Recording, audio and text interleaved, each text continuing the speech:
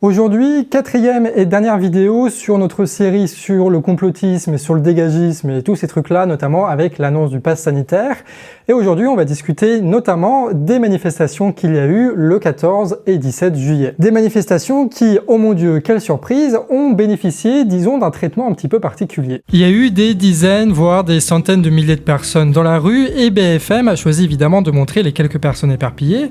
Et niveau politique, évidemment, ils ont centré ça sur les dérapage en série. Quand ils utilisent le mot dérapage, ça veut dire quelque chose de non représentatif, mais qu'ils vont exposer de manière totalement disproportionnée pour permettre à certains éditocrates de causer de faits divers plutôt que de faire du journalisme, et dire évidemment sous-entendu à quel point on a besoin de costard-cravate pour faire le boulot d'éducation du peuple. Mais après, il faut aussi reconnaître qu'il y avait de la matière, hein. Il y a eu des étoiles jaunes, des moustaches d'Hitler, il y a eu des discours qui étaient un peu nazes, et ça a permis aux anticomplotistes des plateaux et de Twitter de se régaler, de partager et de la fois de se moquer et puis d'être content aussi que ces gens-là sont aussi caricaturaux.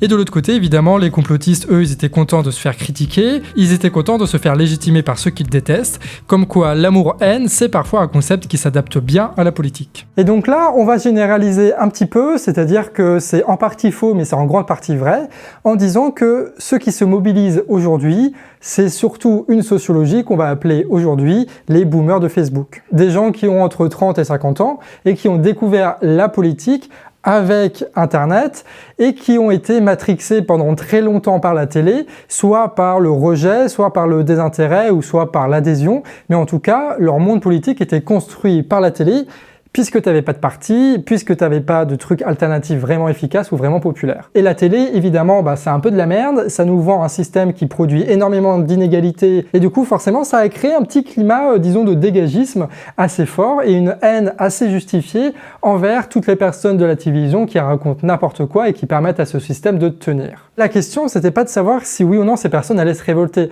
c'est comment ces personnes allaient se révolter, eux qui n'ont pas de logiciel militant, eux qui n'ont pas été bercés par que ce soit des partis de gauche ou des partis de droite, et qui ont un imaginaire qui est forcément un peu limité parce qu'à la télé, il n'y a pas d'imaginaire militant politique. Si tout le monde avait plus ou moins les raisons de se révolter, il y avait quand même un besoin de savoir quoi dire et comment le dire. Alors quand les médias de milliardaires ont dressé le portrait du complotisme comme un grand méchant pas beau qu'il faut combattre, quand tu as tous les bourgeois qui se sont mis à mépriser du populaire qui les énervait, quand tu as tous les mecs qui passaient à la télé qu'on déteste qui se sont mis à cracher dessus contre les complotistes, forcément t'as eu une récupération. Ça veut dire qu'il y a des gens qui se sont dit si être complotiste ça emmerde ces connards, alors du coup autant être complotiste. D'où le fait que parfois tu as des propositions complotistes qui sont insensées en fait. Et du coup, le truc qui est intéressant de se dire, c'est pas que, oh mon Dieu, ils disent des choses fausses, c'est qu'en fait tous les militants font ça. Quand tu adhères par exemple à la gauche pour des raisons, je sais pas moi, sociales, tu vas prendre tout le paquet de la gauche, même sur des questions que tu n'as pas trop travaillé ou pas ressenties. Et tu vas instinctivement dire par exemple que tu es contre les pesticides, alors que tu n'as pas forcément un argumentaire très sourcé, très fiable, une vision agronomique forte qui permet de justifier réellement le fait que tu sois contre les pesticides. Mais tu l'es parce que ça fait partie du paquet. Et là, il y a un paquet complotiste qui fait que, vu qu'il y a plein de gens qui veulent exprimer quelque chose, ils prennent ce truc-là et ils y vont. C'est là où un discours dégagiste a pris forme avec la légitimité populaire de ceux qui parlent sans langue de bois, sans besoin de grandes caméras. Des gens qui n'ont pas la gueule pour les plateaux télé, mais qui parlent à toute une génération de militants qui sont en train de se construire. Le libéralisme autoritaire était la raison de la révolte, oui, mais le complotisme sera sa forme la plus accessible. Et il y a beaucoup de gens qui sont très méprisants là-dessus. C'est des gens, je pense, qui soit sont des gens qui sont assez parfaits, soit qui n'ont pas une grande mémoire. Par exemple, moi je sais que je me suis politisé, genre 2014, un truc comme ça, avec des vidéos de Soral par exemple. Pas que, il y avait Lepage, il y avait Choix, mais tu avais aussi Soral, tu avais aussi des documentaires sur le 11 septembre, tu vois, mais à fond, tu vois, la troisième tour, ce qui s'est passé dans le Patagone, le fait qu'il n'y a pas de débris d'avion, que c'est juste un petit trou, tu vois, plein de trucs sur le sida, sur comment est-ce qu'ils créent des maladies pour vendre des médicaments, enfin plein de trucs comme ça, mais vraiment des trucs qui étaient aussi caricaturaux que hold up aujourd'hui. Et j'ai adhéré à ces discours au début pour les mêmes raisons qu'aujourd'hui, énormément de personnes s'approprient ce discours-là pour aller dans la rue. C'est parce que ça donne des argumentaires, un discours, des mots, des références qui permettent de contester le système en place. Et le truc vicieux, c'est d'insulter les gens qui croient en des trucs comme ça, en ne se mettant pas dans la tête que la politique, c'est quelque chose qui est en continu. On se forme politiquement tous les jours, on fait plein d'erreurs et on a plein de bonnes réflexions politiques tous les jours. Et c'est con, en fait, de critiquer la posture là où tu commences et pas là où tu vas. Peut-être qu'on peut condamner là où tu vas, et là je serais d'accord, mais pas là où on est. C'est débile de faire ça. Et les militants qui font genre qu'ils étaient des militants parfaits dès le début, soit c'est des personnes qui n'ont rien vu d'autre, soit c'est des personnes qui mentent. C'est pour ça qu'il y a plein de blagues de mauvais goût sur la dictature nazie, les étoiles et les moustaches. C'est pour ça aussi qu'il y a des mots comme éveillé ou mouton qui montrent l'absence de degré dans la politisation. C'est grossier, oui, mais la Seconde Guerre mondiale est la seule esthétique que les médias laissent pour dénoncer une injustice. C'est ce qui est accessible pour eux là tout de suite, et vu qu'il y a urgence, ils y vont. En fait, c'est une question de goût, c'est une question d'imaginaire. C'est le même phénomène qu'on voit chez les primo-droitards qui parlent de Napoléon de manière très naïve. C'est pareil que ceux qui critiquent la dictature de la bien-pensance en commentaire sous chaque vidéo qui parle un peu de féminisme. Ou alors c'est la même chose que les primo-gauchistes qui parlent de l'URSS. Chacun s'approprie un imaginaire caricatural pour se lancer dans la politique, pour trouver un discours qui permette de contester. En fait, ce qu'on appelle le complotisme, peut-être qu'on peut en faire une idéologie en faisant un parallèle sur les trucs un peu religieux, sur les raisonnements un peu faciles. Il y a débat, mais ok, on va peut-être admettre un petit peu ça si tu veux. Bon.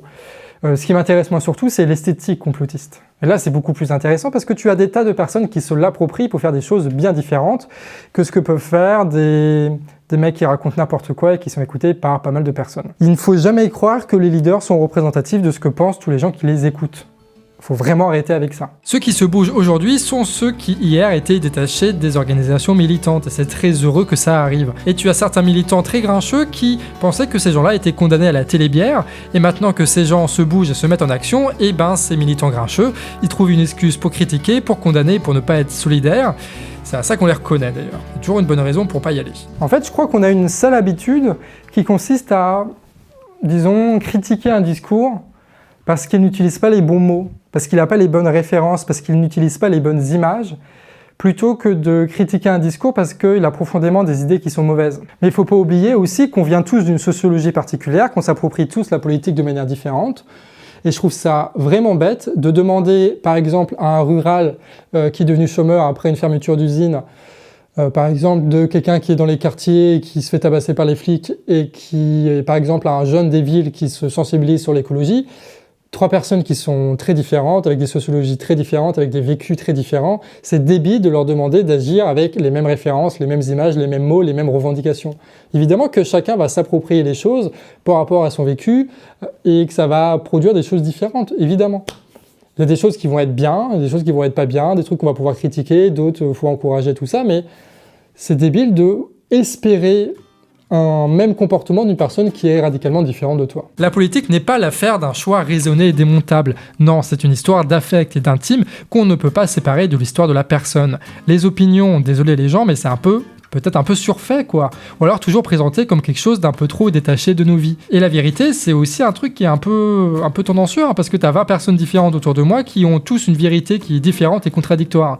Et du coup, tu te rends compte que la vérité en politique, c'est un concept qui est pas très efficace, et ça permet aussi de vachement relativiser tes propres opinions. La question, c'est pas celle de la radicalité, c'est celle de la radicalisation. C'est pas de se dire, il faut que tout le monde soit comme ça. C'est de se dire, ok, là, t'as un mouvement dégagiste, il est avec ces caractéristiques-là. Comment est-ce qu'on fait pour essayer de le nourrir pour qu'il avance vers une direction qui nous semble, nous, politiquement juste, quoi. La politique, c'est que ça. On pose un truc qui dit, bon, il faut un peu plus de socialisation dans la société, ok, un truc écologique et démocratique. Donc, comment on fait pour que ce truc dégagiste-là aille vers là? Donc, on pense pas la radicalité, genre la position parfaite, on pense la radicalisation, le mouvement qui va vers quelque chose. La révolution sera citoyenne, ça veut dire que personne ne la possède. C'est le concept flou du peuple qui est en action.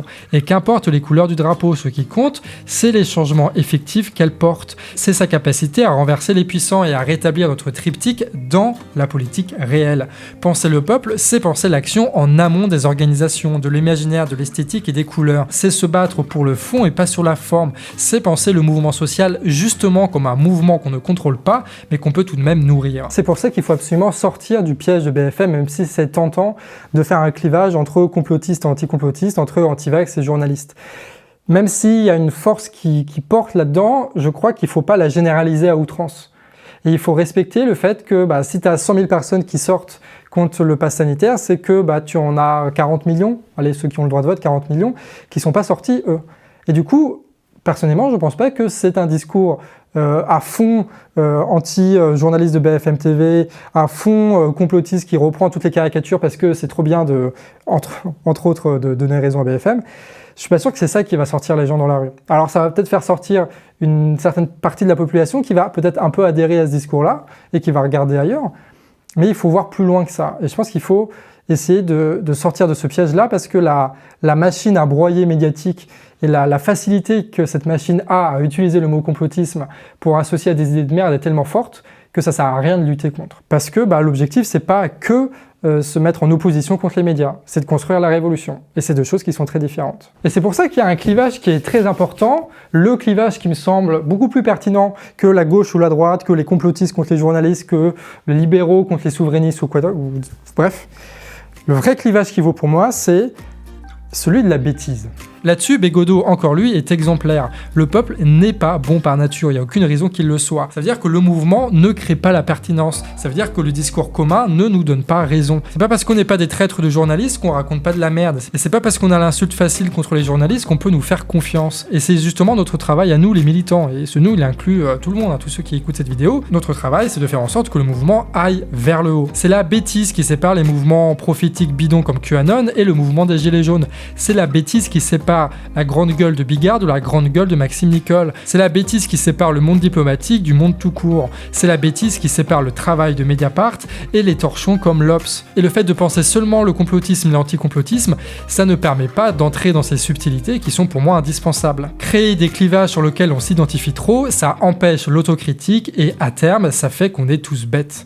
S'il faut avoir la lucidité de critiquer des médias, il faut aussi avoir l'honnêteté de reconnaître que la simple esthétique complotiste ne permet pas de bien penser les choses, qu'il y a de nombreuses merdes qui ont été balancées et qu'il faut réfléchir aussi pour s'en protéger.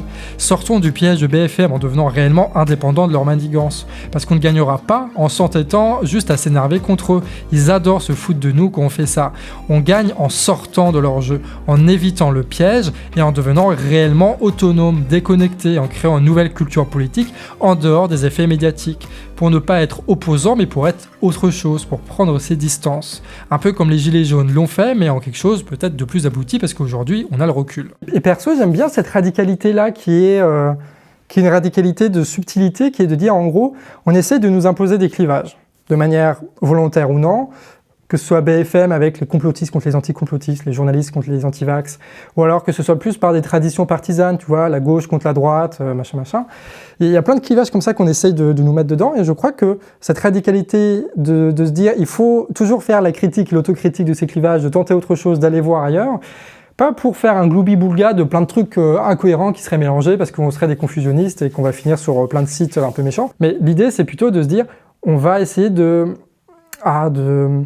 s'affiner parce qu'on va rentrer en confrontation avec plein de gens qui ne sont pas d'accord avec nous et qu'on va aimer le fait de se remettre en question.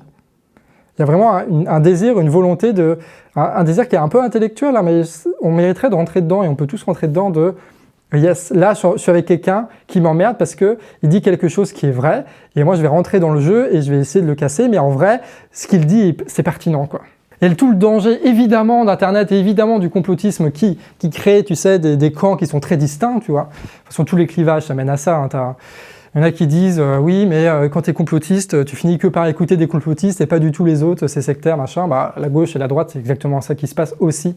T'as des gens qui disent il faut surtout pas écouter les gens de droite, il faut vraiment rester que à gauche avec des règles très précises de ce qui est de gauche, tu vois. Donc, c'est pas une question de complotisme ou quoi, c'est une question de clivage en fait. Et de se dire il faut être libre de voyager dans tous les clivages, de tester des trucs. Et surtout qu'aujourd'hui, on est sur Internet, on est né politiquement sur Internet, et on va se contenter d'écouter toujours les mêmes personnes. On va se contenter de faire des télés alternatives de gauche, où il y a toujours des personnes de gauche qui disent la même chose, que des télés alternatives de droite, où tu n'as que des gens de droite qui disent la même chose, et pareil pour les complotistes, et pareil pour les machins. Non, on s'en fout. C'est débile de faire ça. Profitons du fait que tout le monde puisse plus ou moins parler sur Internet, pour essayer d'affiner nos idées, d'affronter nos idées, de se renforcer et d'essayer d'accélérer notre processus de maturité politique parce que l'objectif, c'est pas d'avoir des opinions. L'objectif, c'est de faire la révolution. Du coup, arrêtons d'utiliser le mot complotiste. Vraiment, arrêtons. On emmerde BFM TV, mais on emmerde radicalement BFM TV. C'est-à-dire qu'on ne fait pas que de s'opposer, on crée nos propres codes. On en reprend d'autres. Et donc, il y a quelques gens qui vont râler. Hein. T'as des gens de gauche qui vont dire oui, mais ça correspond pas exactement, vous dites pas Karl Marx, machin. Puis t'as des gens de droite qui vont dire oui, mais Napoléon, machin, vous en parlez pas. Et peut-être que soit on peut aller vers là si toi c'est ton délire, hein, ça permet de faire de la pensée, mais si c'est pas ton délire, et tu vois, tu fais l'anguille comme ça. Il faut garder pourquoi est-ce qu'on fait de la politique, plus de solidarité, plus de justice, plus de démocratie, on rentre pas dans les pièges, mais on fait notre anguille. Je pense que c'est une bonne manière d'affronter Internet. C'est une des manières en tout cas. Bon, c'est la mienne, et du coup je fais une vidéo là-dessus. Peut-être que ça te parle pas, peut-être que ça te parle, et du coup tant mieux. Bref, on termine cette série sur le complotisme en espérant pouvoir surmonter le complotisme et aller vers des choses encore plus intéressantes. Si ça t'a plu, n'hésite pas à partager, et surtout, là en ce moment on est en financement participatif, ça va durer encore pendant 1 mois, mais il faut donner un maximum maintenant parce que quand même, hein.